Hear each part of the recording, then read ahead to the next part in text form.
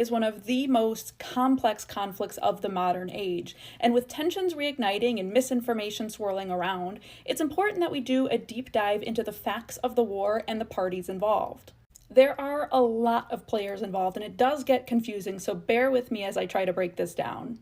Now, the war began in 2011 as part of a series of protests across the Arab world known as the Arab Spring. In many countries, people were protesting corrupt authoritarian regimes in favor of more freedom and democracy. In Syria specifically, people were protesting the oppressive regime of Bashar al-Assad.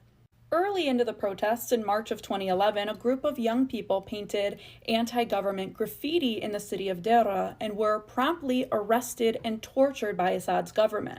This, of course, sparked a wave of protests across the country against Assad, protesting for more freedom and rights among the Syrian people. The government responded to these protests with more violence, using police and military to attack any dissent among the people. As this violence grew, many Syrians actually took up arms and began forming a multitude of opposition factions, and what started as peaceful protests eventually erupted into a full-scale civil war.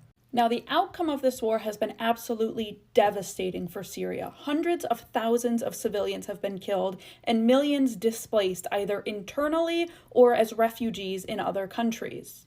Now, Assad, the Syrian dictator, has been accused of violating international law during the course of the civil war and has been labeled a war criminal by the United Nations, specifically for his targeting of civilians.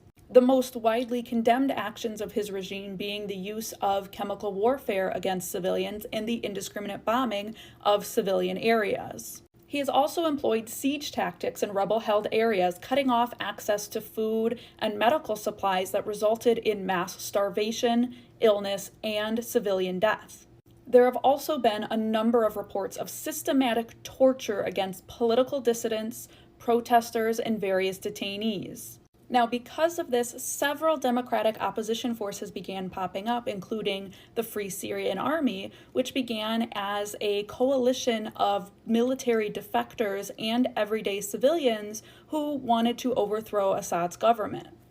Additionally, Kurdish forces rose up, seeking more autonomy in their region, and foreign powers began to get involved, and groups like ISIS and Al-Qaeda began to join the fray as well. So what began as a coalition of Syrian groups rising up for their freedoms quickly began a proxy war between a number of different foreign entities, with Syrian lives hanging in the balance.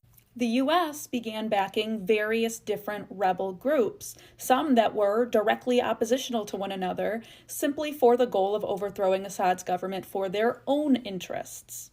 In fact, the US at one point backed the Islamic State, hoping that they would overthrow Assad's government and throw the country into chaos. When it became clear just how aggressive the Islamic State was, the US began to backtrack, funneling their support into other groups. At the same time, Turkey began to funnel its support into various different rebel groups, specifically to quell support for the Kurdish forces, because in its own country it wanted to prevent an uprising of its Kurdish population. On top of that, Israel began to join the fray, offering humanitarian assistance to various rebel groups on the border of Golan Heights, specifically Druze groups who were rising up. They did this to keep the Syrian government from retaining control of the occupied area. Now, on the opposite side of the conflict, Russia and Iran allied themselves with Assad, specifically to prevent the spread of Western influence in the region. Because of this, Assad also had the support of Hezbollah as part of their military alliance with Iran. Syria assisted with weapons procurement and storage for Hezbollah in Syria, and it was in Hezbollah's best interest to maintain a friendly ally in the region. So the number of players and motivations for their allied support makes this an incredibly complex conflict. But at the end of the day, what is really important is the livelihood of the Syrian people. It's easy to try to adopt black and white thinking and assign a moniker of good or bad to one side depending on whether or not you support Western influence or Eastern influence. But it's almost impossible to do in this case, to assign moral goodness to any one party. At the end of the day, though, I will always support any people's right to freedom and the protection of their human rights. Please pray for the Syrian people. These rights and freedoms encompass all, and no society, person, or nation should try to destroy them through misinterpretation.